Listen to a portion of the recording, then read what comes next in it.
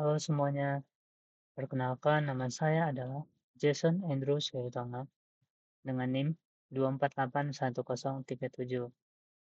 Pada saat ini, saya membuat video untuk menyelesaikan tugas mid project saya dari mata kuliah pemrograman Web 2. Di dalam video ini, saya akan menjelaskan project saya yaitu Spring MVC Lab yang meliputi penjelasan dari seluruh demo project saya, lalu penjelasan dari inversion of controller dari codingan saya, penjelasan tentang dependency injection di dalam codingan saya, dan bagaimana data di dalam codingan saya itu dikirim melalui controller ke template engine. Maka, di sini saya akan mengulang penjelasan dari project saya. Yang pertama, saya akan menjelaskan dulu seluruh codingan.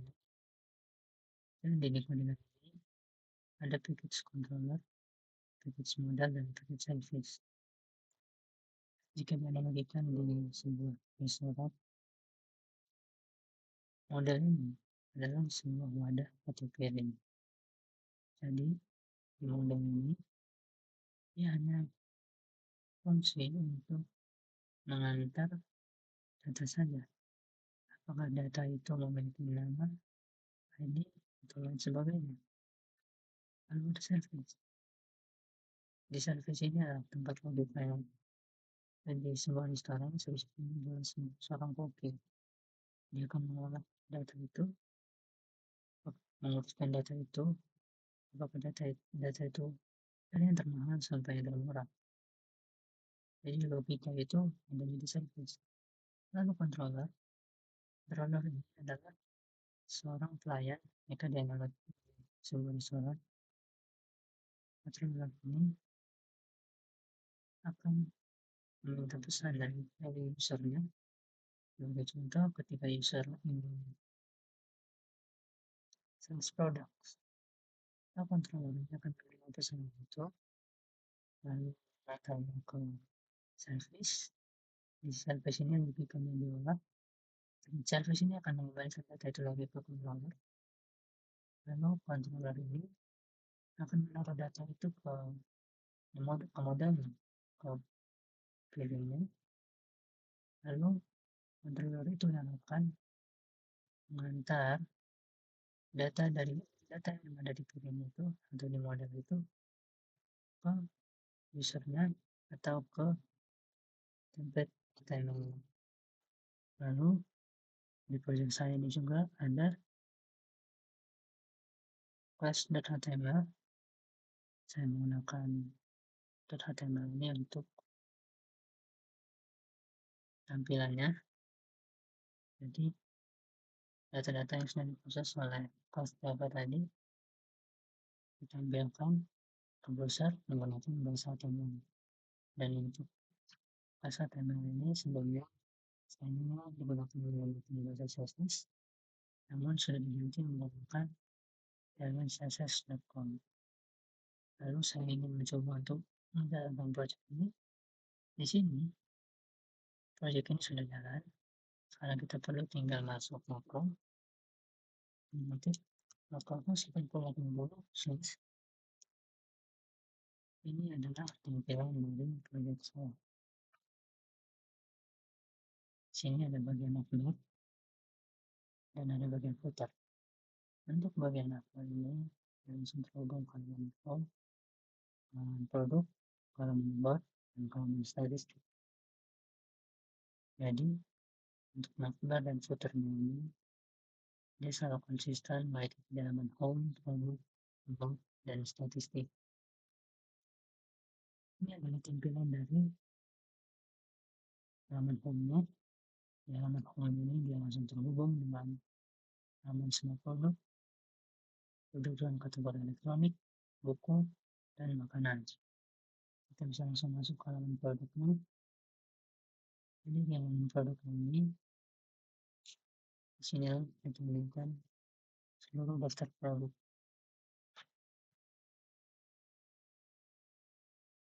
Di sini ada menu pencarian. Sebagai contoh, kita ingin mencari laptop. Ketika kita menulis laptop, maka nama produk yang muncul itu adalah laptop Asus. Berarti kalau pencarian ini bekerja dengan baik. Kita ingin mencari makanan, tidak ada produk yang ditemukan karena makanan ini adalah tergolong sebagai kategorinya bukan nama produknya. Jika kita ingin mencari nama produk dan kategorinya makanan itu adalah kopi. Lalu sebelum pencarian ini, ketika kita ingin mencari, dia itu menggunakan barang controller untuk mengakses data di browsernya, di URL. Di bawah menu pencarian ini ada filter. Filter ini memudahkan kita untuk mencari produk berdasarkan kategori. Sebagai contoh, kita ingin mencari kategori baku, maka yang akan ditampilkan itu adalah produk hanya kategori buku saja. Itu juga untuk makanan dan elektronik. Lalu di bagian produk yang sudah bisa ada fitur detail. Jadi di fitur detail ini dia itu menjelaskan ID dari nama produknya, kategori produk itu, dari produk itu, dan stok dari produk itu. Ini adalah produknya, dan kita coba masuk ke halaman about. Untuk halaman about ini, yaitu jelaskan nama projectnya, versi dari projectnya, siapa pembuat dari projectnya, dan dalam project ini teknologi yang digunakan itu adalah Spring Boot, Timely, Bootstrap, dan Java 25. Halaman terakhir itu adalah halaman statistik. Di sini itu ditampilkan statistik dari seluruh produk. Di sini ada total dari semua produk itu adalah 6. Total dari produk per kategori. Kategori buku ada 2 produk, kategori elektronik ada 3 produk, kategori makanan ada 1 produk. Dan untuk produk yang itu adalah laptop Asus. Itu ditampilkan 12.500.000. Produk yang itu adalah harga satu kali yaitu 75.000, dan rata-rata harga untuk semua produk adalah 2.333.130 rupiah. Produk dalam stok kurang dari 20 itu adalah satu produk. Ini adalah penjelasan dari seluruh project Spring Office Laptop ini. Baiklah, untuk penjelasan selanjutnya saya akan menjelaskan apa itu IOC. IOC itu kepanjangannya adalah Inversion of Controller. Jadi inversion of controller ini maksudnya adalah prinsip di mana objek yang akan diberi itu diserahkan kepada Spring Container. Jadi kita biasanya kalau melakukan coding menggunakan bahasa Java, kita harus membuat objek itu dengan keyword new dan style manual. Namun di Spring ini kita tidak perlu melakukan pembuatan objek secara manual lagi, karena Spring Framework itu yang akan mengelola itu. Jadi di project saya, IOC-nya itu terdapat di produk service.java. Di sini kita dapat menemukan anotasi at service. Jadi maksud dari at service ini adalah di kelas ini mereka akan memberitahu kepada Spring Framework bahwa kelas ini adalah sebuah objek, dan Spring Framework itu yang akan mengelolanya dan mengetahui bahwa kelas ini adalah sebuah objek yang akan dikelola oleh mereka. Begitu juga ada di input controller, ini ada notasi add controller, juga sama. Ini mereka hanya memberitahu kepada Spring Framework bahwa add controllernya adalah objek yang akan mereka kelola. Jadi tujuan IOC ini adalah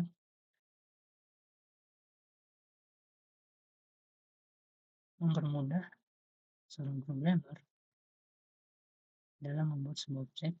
Mereka tidak perlu membuat objek itu secara manual lagi, melainkan mereka menggunakan semua kepada Spring dan Spring pun mengelolanya.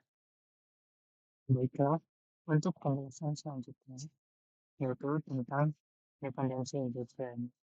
Jadi dependensi independen ini juga masih berkaitan dengan inversion of control. Secara definisi, dependensi injection itu adalah teknik di mana satu objek mengenai objek lain yang dibutuhkannya dari luar, bukan menjadi sendiri. Jika kita lihat contoh itu di project software, lalu di sini ada produk controller. Jadi satu dependensi injection itu adalah public product controller, product service, this box service, sama membangun service. Jadi di project saya ini saya tidak ada menulis new product service. Dari manakah objek product service ini datang? Inilah dari tulis dari inversion of control, di mana Spring itu berperan penting di sini. Saat aplikasi menghubungi ini, si Spring itu memiliki semua sambil implementasi add service ataupun add controller. Lalu, Spring akan membuat objek dari class tersebut dan menyimpannya di dalam mode yang disebut IOC container. Ketika si Spring itu melihat produk controller memiliki konstruktor yang butuh produk service, maka Spring itu akan mengambil objek dari produk service lalu menyuntikkannya ke dalam konstruktor produk controller tersebut. Baiklah, untuk penjelasan tentang itu, saya akan menjelaskan bagaimana mekanisme pengiriman data dari controller ke template engine, atau proses ini sedang disebut sebagai passing data to flow. Kita bisa melihat contoh nyatanya di blog controller.contoh.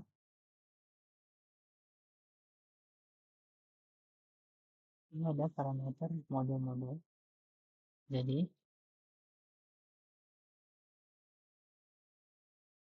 parameter ini adalah sebuah jembatan dan fungsi itu adalah sebuah task atau kosong yang disediakan oleh Spring untuk membawa data dari sisi Java atau backend ke sisi utama atau front end. Lalu yang kedua ada model attribute. Untuk memasukkan data, saya menggunakan model attribute ini. Dan metode ini bekerja dengan sistem take value, atau pasangan kunci dan nilai. Contoh pertamanya itu adalah model attribute fname, Spring and select. Fname ini adalah key atau kuncinya, dan nama ini adalah nama variabel yang akan dipanggil di automatically. Lalu ada Spring and select. Jadi Spring and select ini adalah volume atau nilainya. Lalu kita bisa lihat lagi model add attribute teknologi sini. Jadi model add attribute teknologi sini adalah mereka melakukan pengiriman data dengan berbentuk kumpulan string atau list dengan nama kunci teknologi. Jadi itu adalah proses pengiriman secara detail mekanisme controller ke template pengujian. Mungkin sekian penjelasan yang bisa saya sampaikan.